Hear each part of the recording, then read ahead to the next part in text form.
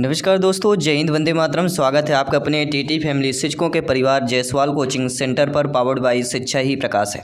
साथियों, आज हम बात करेंगे संस्कृत प्रैक्टिस पेपर की बात करेंगे।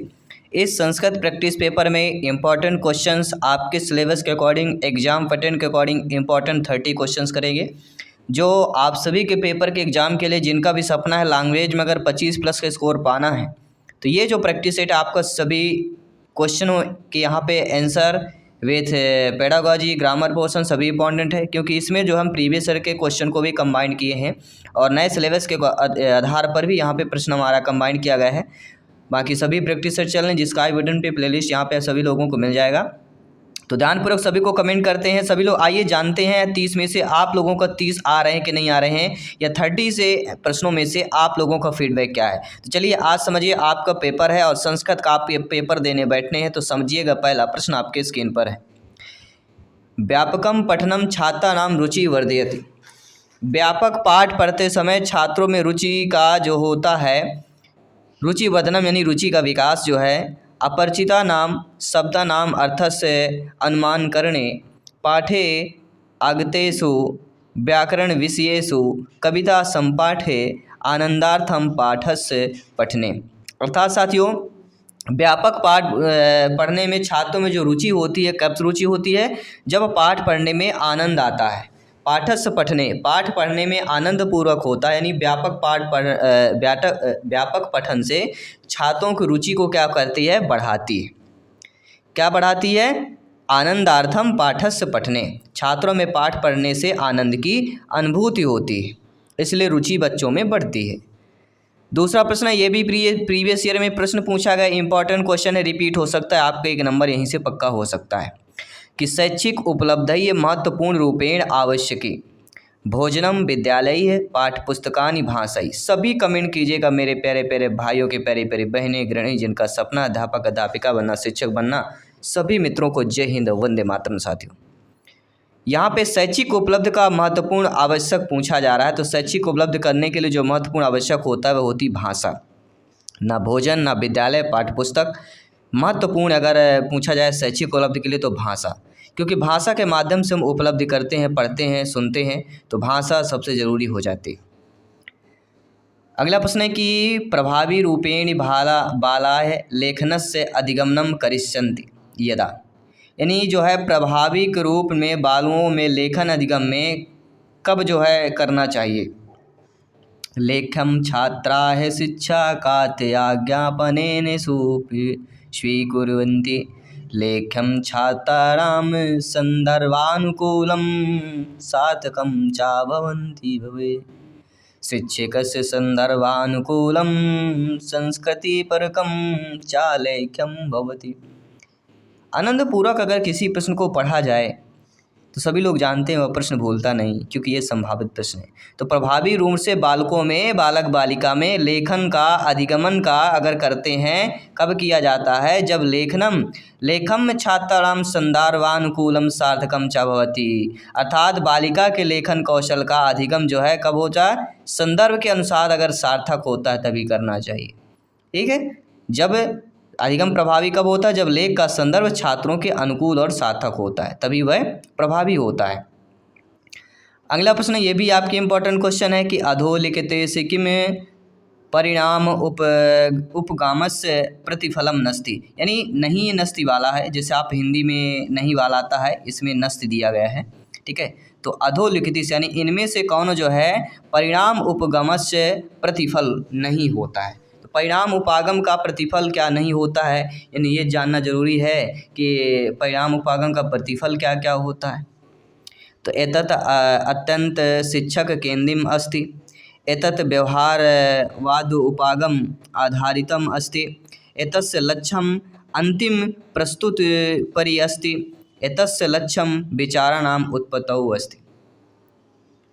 तो इनमें से अगर हम यहाँ पे देखें कि परिणाम उपागम का जो प्रतिफल होता है वह एतत् अत्यंतम शिक्षक केंद्रित अस्ति। अगर सबसे दिए गए विकल्पों में परिणाम में, उपागम में शिक्षक केंद्रित होता है तो ये पॉजिटिव हो जाएगा। व्यवहार उपागम के धारिता होता है, ये भी हो जाएगा। लक्ष्यम अंतिम प्रस्तुत प्रत्युरम अस्ति, ये भी हो जाएगा। लेकिन एतस्य लक्ष्यम विचाराणाम उत्पत्तौ अस्ति। तो विचारों के उत्पत्ति की अगर बात की जा रही है तो कहीं ना कहीं यह प्रतिफल नहीं होगा, क्योंकि सभी लोग जानते हैं कि परिणाम के उपागम में, प्रतिफल में, लक्ष्य में विचारों की उत्पत्ति नहीं होती है। बाकी परिणाम के उपागम में, प्रतिफल में यह उपागम शिक्षक केंद्रित होता है, व्यवहारवाद पर आधारित उपागम होता है और लक्ष्य के अंतिम प्रस्तुति के ऊपर भी निर्भर और सम्मिलित होता है। लेकिन आपका लक्ष्य में विचारों की उत्पत्ति आपकी नहीं होती। तो दो प्रकार से हम यहाँ पे प्रश्न कर चुके हैं। आइए बात करते हैं अगले प्रश्न। प्रक्रिया उपागम अनुसारम निम्नलिखितेषु कस्य उपयोगैः लेखन कार्यसम आरंभ काले शिक्षकेण न क्रियते। ये भी संभावित प्रश्न। इन्हीं प्रक्रिया उपागम के अनुसार देखा जाए, इनमें से कौन सा उपयोग जो है लेखन कार्य के आरंभ में शिक्षकेण न क्रियते, शिक्षण नहीं किया जाता है। यानी आपको लिए जानना जरूरी है कि प्रक्रिया उपागम में का उपयोग करते समय लेखन कार्य के आरंभ में क्या पहले किया जाता है। विचार मंथन, टिप्पणी लेखनम, प्रारूप लेखनम या संशोधनम। देखिए विचार मंथन भी करेंगे, प्रारूप लेखन भी करेंगे, संशोधन भी करेंगे, लेकिन टिप्पणी लेखन शुरू में नहीं करते। टिप्पणी लेखन कब होता है? बाद में होता है। तो प्रक्रिया उपागम या प्रक्रिया उपागम अनुसारम निम्नलिखितेषु टिप्पणी लेखनम उपयोगैः लेखन कार्यस्य आरंभ काले शिक्षकेण न क्रियते। तो टिप्पणी लेखन आरंभ में नहीं किया जाता है।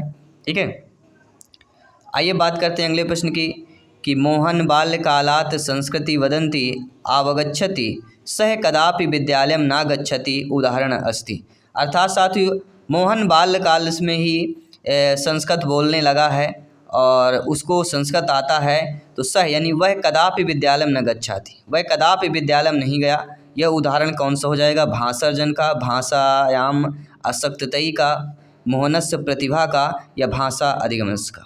तो मोहन जो है बाल्यकाल से संस्कृत बोलता है और उसको संस्कृत आ रही है, तो कहीं ना कहीं यह जो उदाहरण होगा वह विद्यालय नहीं गया है, फिर भी यह भाषा अर्जन का हो जाएगा। क्यों? क्योंकि भाषा अर्जन जो पहले से ही बोल रहा है, सुन रहा होगा, जो घर के वातावरण में होता है उसी को मातृभाषा में बोला जाता है। तो मातृभाषा में जो बच्चा समझता है, चीज़ें करता है, वही समझ पाता है, वही बोलता है। ठीक है, तो वातावरण बहुत ज़रूरी होता है हमारे परिवार, हमारे समाज का। जो भाषा बच्चा सुनेगा, देखेगा बचपन में, वही सीखेगा, बोलेगा, वही उसकी मातृभाषा कहला जाती। अगला है प्रदत्त विषय अधिकृत यदा छात्राय एकाम लघु कवितायाम रचितुम निर्देशी तदाशय।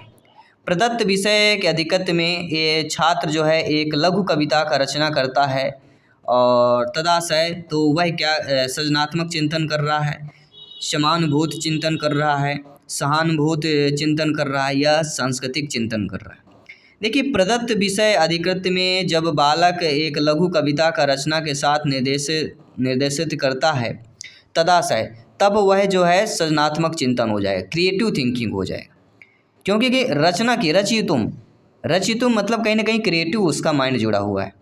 तो रचना से संबंध क्रिएटिव से हो जाता है कि कविता रचना करने का निर्देश अगर दिया जाता है उसको, तब शिक्षक द्वारा जो है छात्रों के सृजनात्मक चिंतन का आकलन किया जाता है। इस प्रकार का ऐसे चीज़ें करना। ठीक है, अगला प्रश्न है, किसी भी प्रश्न पर डाउट है तो बेफिक्र आप लोग कमेंट कर सकते हैं। और संस्कृत ही ऐसा लैंग्वेज होता है जो हिंदी से 50% मिलता है, हम अर्थ समझ जाते हैं। अगला है, राष्ट्रीय पाठचर्या के फ्रेमवर्क 2005 इत्येन स्वीय विचारः स्वीकृति। मानवतावाद है, व्यवहारवाद है, रचनावाद है या संज्ञान आत्मिक सिद्धांत है। तो आप सभी लोग जानते हैं राष्ट्रीय पाठचर्या फ्रेमवर्क 2005 है, इसमें जो स्वीय विचार की स्वीकृति दी गई वह रचनावादित है। क्या हो जाएगा? स्वीय विचार ही है, रचनावादिता स्वीकृत है, रचनावाद को जो है स्वीकृत किया गया है। हर एक क्वेश्चन यहाँ पे इंपॉर्टेंट है, हर एक क्वेश्चन 1 नंबर वाला है। अगला प्रश्न है, बालस्य जीवनस्य विषये महत्वपूर्ण घटना नाम विषये शिक्षकैः अवलोकनं करोति तेषां परे वर्णात्मक अभिलेखनम चा करोति किम तत् कथते। इसको क्या बोला जाएगा? देखिए जब बालक जीवन के विषय में महत्वपूर्ण घटना का विषय जो है शिक्षक अवलोकन करते हैं, तेषाम ऊपरी, इस पर सारे, इसके बाद जो है वर्णात्मक अभिलेखन भी करते हैं, तो इसको क्या बोला जाएगा? देखिए अगर कोई भी बालक बालिका विद्यार्थी शिक्षार्थी जीवन के विषय में महत्वपूर्ण घटना का विषय का अगर शिक्षक अवलोकन करते हैं और उस पर अभिलेखन की भी बात हो रही है, तो कहीं ना कहीं इसको बोला जाता है उपख्यात्मक अभिलेखन। क्या बोला जाएगा? उपख्यात्मक अभिलेखन। देखिए उपख्यात्मक जो अभिलेखन होता है ये घटनाओं के विषय में, बालक के जीवन के विषय में, महत्वपूर्ण घटनाओं के विषय में शिक्षक अवलोकन करते हैं और इसके ऊपर वर्णनात्मक अभिलेख लिखता है। तो शिक्षक यह क्रिया क्या कहलाएगी? उपख्यानात्मक अभिलेख के अंतर्गत आ जाएगी। तो ये समझना है, हर एक क्वेश्चन के अर्थ को समझना है। अगला है अधो लिखतेषु किम सफल संभाषणम गतिविधि लक्षणम स्यात्। इनमें से सफल संभाषणम गतिविधि लक्षण बोला जाएगा।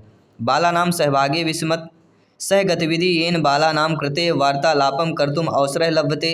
केवलं लक्ष्य भाषायां वार्तालापं कर्तुम छात्रेभ्यः अवसर दीयते, या कह सकते हैं कि कक्षायां प्रबंधे प्रभावं स्थापयितुं ध्यान आकर्षणशील छात्रेभ्यः अधिकं वार्तालापं कर्तुम अनुमति दीयते।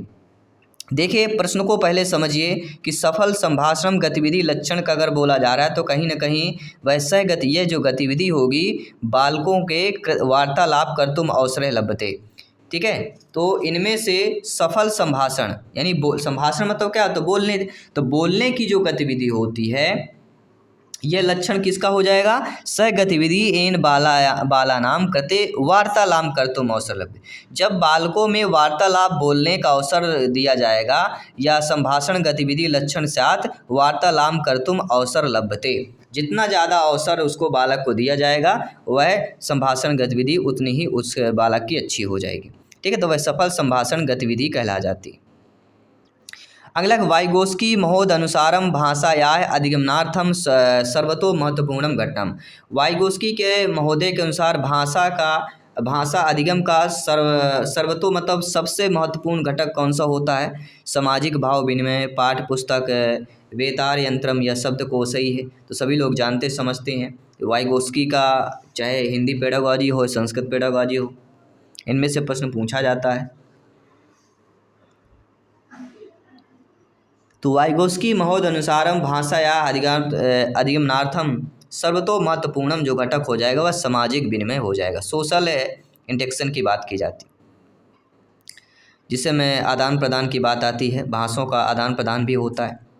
अगला है अधिगमनार्थम अधिगम अंतर्गतम विभिन्न क्षेत्रेषु किम क्षेत्रम उच्च स्तरीय चिंतनेन संबंध है। देखिए अधिगम के अंतर्गत जो विभिन्न क्षेत्र होते हैं उनमें से कौन सा क्षेत्र उच्च स्तरीय चिंतन से संबंधित होता है? स्मरणात्मक, अवबोधनात्मक, मूल्यांकनात्मक या अनुव्यवहारात्मक। देखिए अधिगम के अंतर्गत जो विभिन्न क्षेत्र होते हैं उनमें से जो क्षेत्र उच्च स्तरीय चिंतन से संबंधित होता है वह क्षेत्र कहलाता है मूल्यांकनात्मक। क्या हो जाएगा? मूल्यांकन हो जाए। ठीक है, सभी लोग समझ गए। आइए बात करते हैं अगले प्रश्न की कि पठनस्य का अवस्था छात्राणां पूर्व ज्ञानेन सह नवीन अधिग्रहितस्य ज्ञानस्य तथा च कक्षायाः बहिः जगतः संबंध स्थापने सहायतम करोति। अर्थात पठनस्य का अवस्था, पढ़ने की वह अवस्था जिसमें छात्र जो है पूर्व ज्ञान के साथ साथ नवीन ज्ञान ग्रहण करता है, और कक्षा में बही जगत यानी बाहर की जो जगत के संबंधे स्थापना सहायता करती, यानी बाहरी जो जगत होता है, समाज जो बाहरी वातावरण होता है उस पर संबंध स्थापना के लिए सहायता होती है। तो वह पूर्व पठनम होगा, मध्य पठनम होगा, पठनात् पूर्वम होगा या पारे पठनम हो जाएगा। 4 बेहतरीन लाजवाब ऑप्शन दिए। देखिए पठन का वह अवस्था जिसमें छात्र पूर्व ज्ञान के साथ साथ नवीन ज्ञान के साथ साथ कक्षा में बाहर के जगत की संबंध स्थापना में सहायता करती, तो वह पारे पठन हो जाएगा। पोस्ट रीडिंग जिसे बोला जाता है, कौन होगा? Post reading is the right answer. क्योंकि पठन की जो परिपठन होती है, ध्यान दीजिएगा, ठीक है, पठन की जो आपके परिपठन होती है अर्थात पढ़ने के बाद की अवस्था छात्रों के पूर्व ज्ञान के द्वारा वह नवीन ज्ञान के अधिग्रहण तथा कक्षा के बाहर के जगत के साथ संबंध स्थापित करने में सहायता प्रदान करती है। वह पठन की परिपठन होती है। पढ़ने के बाद की अवस्था को ही परिपठन बोला जाता है। अगला है कि ज्ञानवाद सिद्धांतानुसारम बालाय भाषायाः अधिगमनम प्रभाव रूपेण कुर्वन्ति यदा। अर्थात ज्ञानवाद सिद्धांत के अनुसार बालकों में भाषा अधिगम का प्रभावी रूपेण कुर्वन्ति यदा, कब प्रभावी रूपेण हो सकता है? कक्षा शिक्षकस्य नियंत्रण स्यात् तथा च सह छात्राणां कृते अधिगम अवकाशम ना देते, यानी कक्षा में शिक्षक नियंत्रण के साथ जो है बच्चों को पढ़ाएं और छात्रों में अधिक से अधिक अवकाश नहीं देना चाहिए, यानी बच्चों को छुट्टी नहीं देना चाहिए। व्याकरणस्य नियमान कंठस्थीकरणम छात्रों पुरस्कृत, व्याकरण के नियमों को कंठस्थ करने के लिए छात्रों को प्रोत्साहन देना, ये तो नेगेटिव हो जाएगा। कृष्ण फलकात छात्राया स्पष्ट उत्तराणि लिखन्ति, कृष्ण फलक में बच्चों को जो है स्पष्ट उत्तर लिखने के लिए बोलना। या विभिन्न कौशल आधारित कार्येषु गतिविधि चा सहभागम ग्रहीतुम शिक्षकै छात्राम प्रोत्साहति, ये हमें सही लग रहा है कि कहीं ना कहीं विभिन्न कौशल आधारित जो कार्य होते हैं, जो गतिविधि होती हैं, और उनके साथ जो सहभाग के साथ साथ शिक्षक जो है छात्रों को प्रोत्साहन करना चाहिए, ये सही दिया गया है। क्योंकि ज्ञानवाद सिद्धांत के अनुसार बालक भाषा अधिगमन की बात करेंगे प्रभावी रूपेण, तो वह हो जाएगा डी ऑप्शन। क्योंकि ज्ञानवादी सिद्धांत यानी संज्ञानात्मक सिद्धांत, इसके अनुसार बालक भाषा का अधिगम प्रभावी रूप करता है और जब विभिन्न कौशलों पर आधारित कार्यों और गतिविधियों में सहभागिता ग्रहण करने के लिए जो है शिक्षक छात्रों को प्रोत्साहित कर रहा है। तो अगर शिक्षक छात्रों को प्रोत्साहन कर रहा है वह पॉजिटिव ऑप्शन हो जाता है। अगला उत्तम श्रोता है। उत्तम श्रोता कौन होता है? कथम शब्दस्य कथनम भवति इति ज्ञातुं शक्नोति, कथम भावनायाः उपयोगैः भवति इति अभिज्ञातुं शक्नोति, पृष्ठस्य प्रश्नस्य उचितां प्रतिक्रियायां दातुं शक्नोति, प्रत्येकम शब्दस्य समुचित उच्चारण कर्तुं शक्नोति। देखिए उत्तम श्रोता हम किसको बोलेंगे? उत्तम श्रोता हम उसी को बोल सकते हैं जो पृष्ठस्य प्रश्नस्य उचितां प्रतिक्रियां दातुं शक्नोति, जो प्रश्न के उचित प्रतिक्रिया दे देता है उसी को ही हम उत्तम श्रोता बोलते हैं। ठीक है, अर्थात उत्तम श्रोता जो होता है प्रश्न के प्रश्नों की उचित प्रतिक्रिया देने में समर्थ हो सकता है, समर्थ होता है। चलिए अब ग्रामर व्याकरण के कुछ क्वेश्चन कर लेते हैं। सर्वरात्र यह समास है। सर्वरात्र में क्या कौन सा समास हो? द्वंद्व समास, तत्पुरुष समास, अव्ययी समास या कर्मधारय समास? सभी कमेंट कीजिएगा, सभी फीडबैक कीजिएगा। तो सर्वरात्र में कौन सा समास हो जाएगा? कर्मधारय समास हो जाएगा। क्या हो जाएगा? सर्वरात्र में समास कर्मधारय समास। समास प्रत्यय उपसर्ग, ठीक है, मूल शब्द और आपके कथन हो गए, ये सारे पूछे जाते हैं। आपके अपठित गद्यांश के शब्दों से प्रश्न जो है पूछे जाएंगे। तो प्रिय सार्विक है समास है, तो प्रिय सार्विक में कौन सा समास होगा?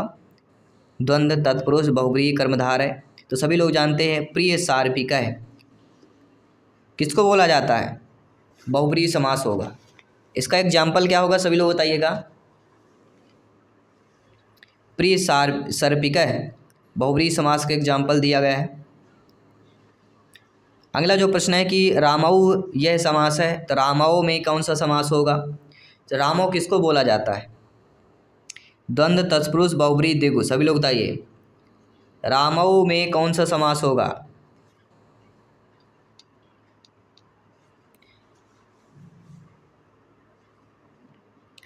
तो यहाँ पे द्वंद्व समास की बात करेंगे। फर्स्ट ऑप्शन इधर राइट आंसर हो जाएगा। इसके बाद है हार्यो रूप निष्पन्न होता है, यानी हार्यो रूप का निष्पन्न क्या होता है?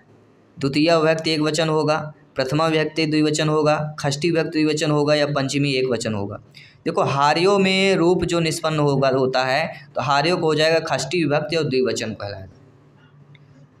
रामे रामयो रामायाम पढ़ा होगा ना आपने, तो रामयो कौन सा हो जाएगा? द्विवचन की बात करते। प्रथम वचन, द्विवचन और बहुवचन तीन प्रकार के सभी लोग जानते होते। अगला है गौ रूप ही निष्पन्न होता। अब गौ रूप के हमें बताना क्या होगा? द्वितीय विभक्ति एक वचन, प्रथमा विभक्ति एक वचन, षष्ठी विभक्ति द्विवचन या पंचम।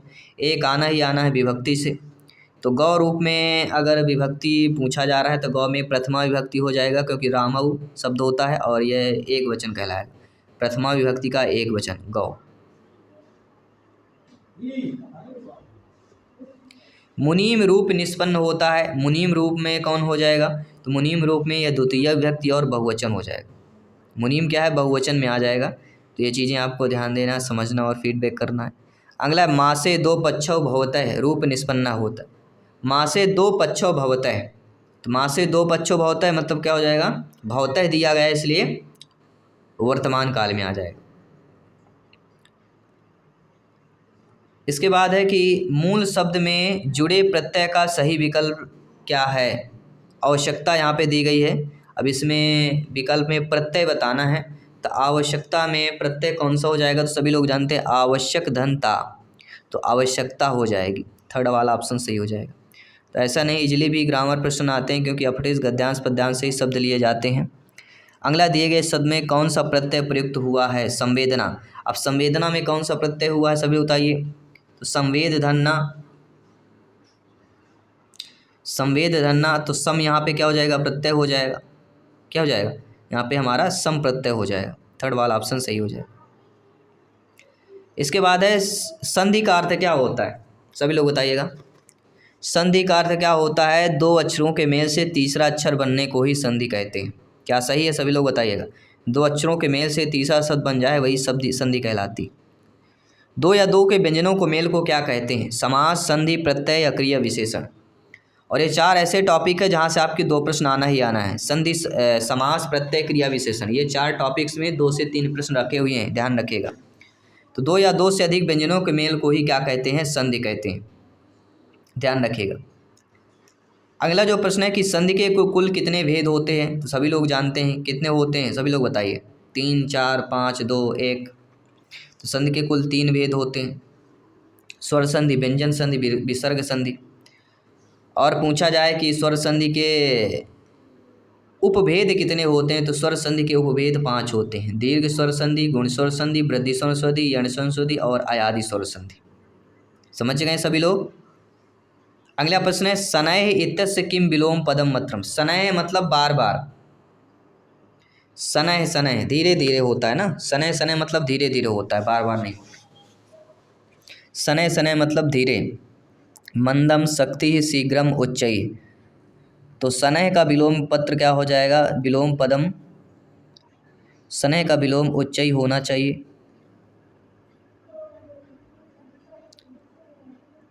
क्योंकि शीघ्र हो नहीं सकता है, उच्चैः होगा मेरे ख्याल से। आपके अकॉर्डिंग क्या होगा आप लोग भी बता सकते हैं, फीडबैक कर सकते हैं। अगला जो प्रश्न दिया गया है कि ईसै तिष्ठति इत्यन्नो मेलनम करोति। अब ईसा तिष्ठति का मेल करके बताना है, ईसै तिष्ठति, ईसो तिष्ठति, ईसा तिष्ठति या ईसस्